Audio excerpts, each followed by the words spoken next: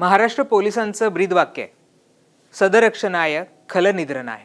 म्हणजे काय तर चांगल्या माणसांचं संरक्षण करायचं आणि वाईट गुन्हे करणाऱ्या माणसांचा नाश करायचा.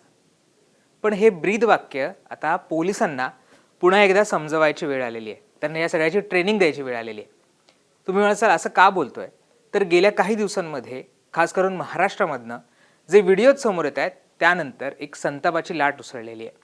सोशल मीडिया तुम्ही उघडा, तिथे या व्हिडिओजवरनं टीका केली जाते, पोलिसांवर टीका केली जाते आणि संताप व्यक्त केला जातोय.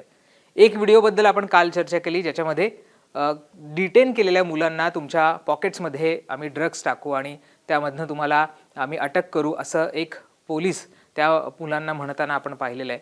आणि आता दुसरा एक व्हिडिओ सोशल मीडियावर व्हायरल होतोय, ज्याच्यामध्ये आंदोलन करणाऱ्या म्हणजे CJP प्रोटेस्टला समर्थन करण्यासाठी मुंबईमध्ये वेगवेगळ्या ठिकाणी आंदोलन करणाऱ्या मुलांना ताब्यात घेतलं जातं आहे. आणि हे ताब्यात घेत असताना एका पोलिसाने, एका कॉन्स्टेबलने एक महिला जी आंदोलक होती तिला ज्या पद्धतीनं हँडल केलेलं आहे, तिला ज्या पद्धतीनं पकडलेलं आहे, त्याच्यावरनं आता संताप व्यक्त केला जातोय.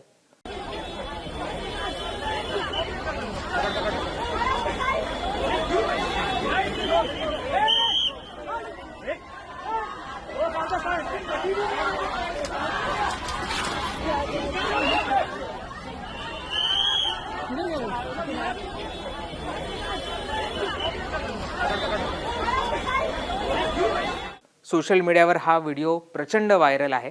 तो आपण याच्यामध्ये सुद्धा पाहणार आहोत. याच्यामध्ये तुम्हाला दिसत असेल तर तो सगळे जे आंदोलक आहेत ते प्रोटेस्ट करता आहेत, तिथे घोषणा वगैरे देत आहेत आणि तिथनं पोलीस येत आहेत आणि पोलीस या आंदोलकांना ताब्यात घ्यायचा प्रयत्न करत आहेत. ज्याच्यामध्ये हा जो व्यक्ती आहे, पांढऱ्या शर्टचा जो सिव्हिल ड्रेसमधला व्यक्ती आहे, तो पळत जातोय आणि तिथे आंदोलकांना ताब्यात घ्यायचा प्रयत्न करतोय. आणि तो करत असताना एका महिला आंदोलकाला तो ज्या पद्धतीनं पकडतो आहे किंवा त्याचं जे वर्तन आहे ते कुठेही शोभणारं नाही आहे आणि त्याचाच संताप आता सर्वत्र व्यक्त केला जातोय. हा व्हिडिओ तुम्ही पाहिलेला असेल, तुमच्यापर्यंत सुद्धा पोहोचलेला असेल आणि याच्यावर आता वेगवेगळ्या प्रतिक्रिया सुद्धा येतात. राजकीय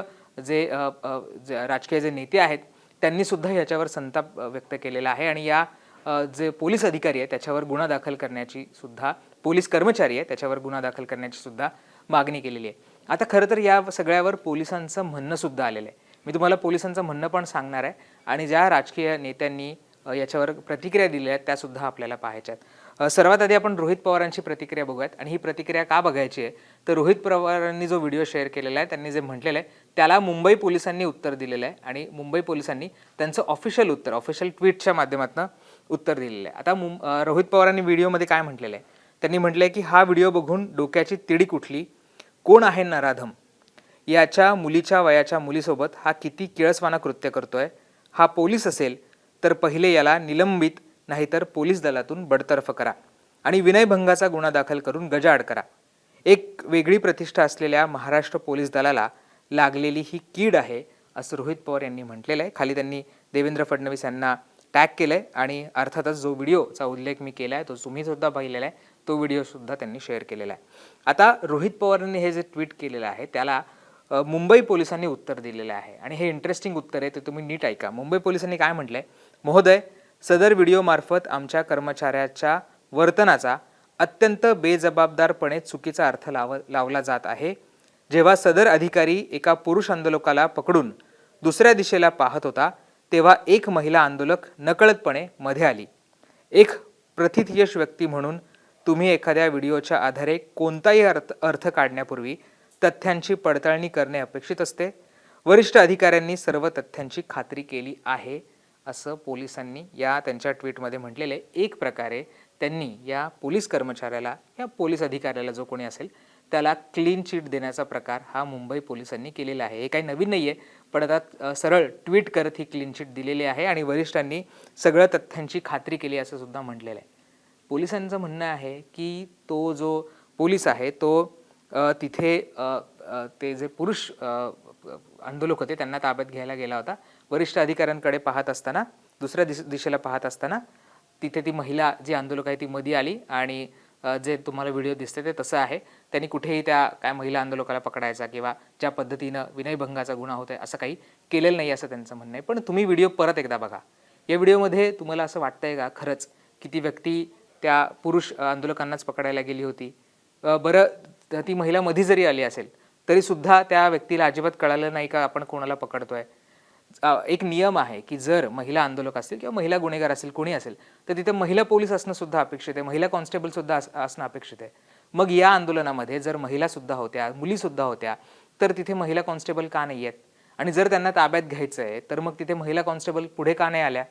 हे असंख्य प्रश्न या सगळ्यामधनं निर्माण होत आहेत. पण मुंबई पोलिसांनी एक ट्विट करत रोहित पवारांच्या ट्विटला उत्तर देत थेट त्या व्यक्तीला क्लीन चिट दिलेली आहे. सध्या तरी ह्या ट्विटवरनं असंच लक्षात येतं की कुठलीही कदाचित कारवाई या व्यक्तीवर होणार नाही. अर्थात बघावं लागेल की नंतर काही तथ्य अजून पडताळली जात आहेत का, या व्हिडिओची पूर्ण ती तपासणी केली जाते आहे का, आणि नंतर काही पावलं ही पोलिसांकडनं उचलली जात आहेत का. पण प्राथमिक जी प्रतिक्रिया आलेली आहे त्याच्यामध्ये आपल्याला दिसतंय की ज्या पद्धतीनं पोलिसांनी असं काहीही घडलेलं नाही आहे किंवा ज्या अर्थात जे अर्थ लावले जातात तसं काहीही नाही आहे असं म्हटलेलं आहे.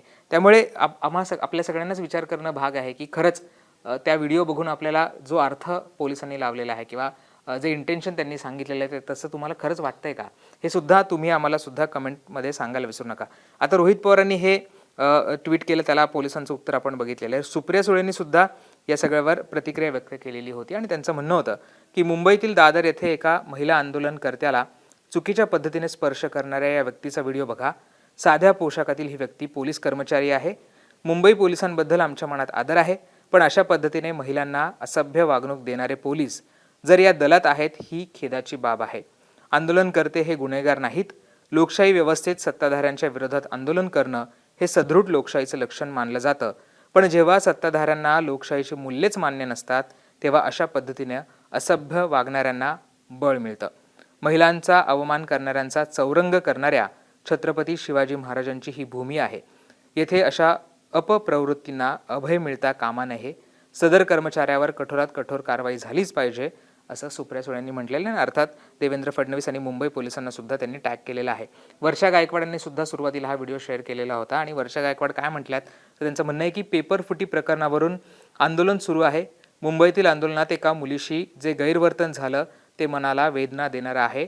लाडकी बहीण बोलायचं आणि मुलींना जी वागणूक दिली गेली ते योग्य नाही. छत्रपती शिवाजी महाराजांच्या राज्यात महिलांशी गैरवर्तन होते ही लाजिरवाणी बाब आहे. आंदोलनात मुलांवर खोट्या केस टाकल्या जात आहेत, मुलांना धमकावलं जात आहे. पंतप्रधान यांनी काल मध्यरात्री व्हिडिओ टाकला पण विद्यार्थ्यांवर लाठीचार्ज झाला. कुठे होते तुम्ही? संसदेत का येत नाही? उत्तर देत नाही. पेपरफुटी प्रकरणात जबाबदार लोकांवर कारवाई झाली पाहिजे. शिक्षण मंत्र्यांचा राजीनामा झाला पाहिजे असं वर्षा गायकवाड यांनी त्यांच्या या व्हिडिओमध्ये म्हटलेलं आहे. प्रतिक्रिया येत आहेत, त्याच्यावर वेगवेगळ्या प्रतिक्रिया येत आहेत. तुमची सुद्धा वेगवेगळी मतं असतील.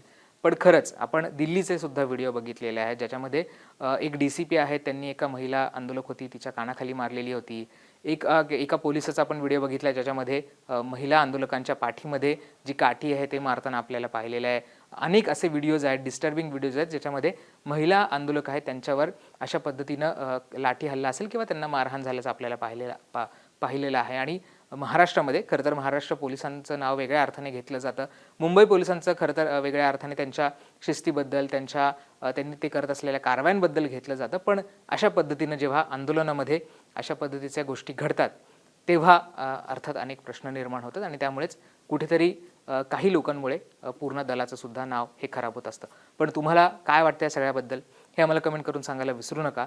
मुंबई पोलिसांनी जे उत्तर दिलेले आहे त्याच्याबद्दल तुमची काय मतं आहेत, या व्हिडिओबद्दल तुमची काय मतं आहेत हे सुद्धा आम्हाला कमेंटमध्ये सांगायला विसरू नका. आणि मुंबई तकला सबस्क्राईब केलं असेल ते सुद्धा करा. धन्यवाद.